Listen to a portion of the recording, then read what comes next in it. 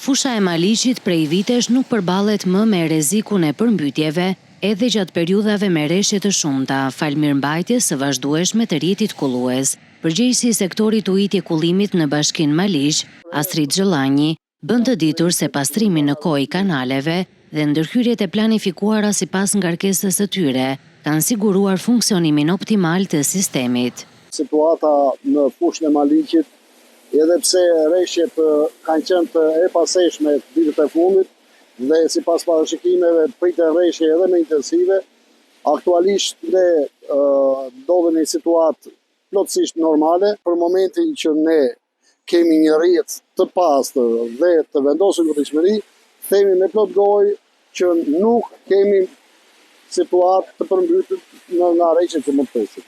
Fusha e Maliqit përfshin rreth 740 kilometra kanale vaditëse dhe kulluese, nga të cilat çdo vit pastrohen deri në 130 kilometra, ndërsa deri tani janë pastruar afërsisht 100 kilometra.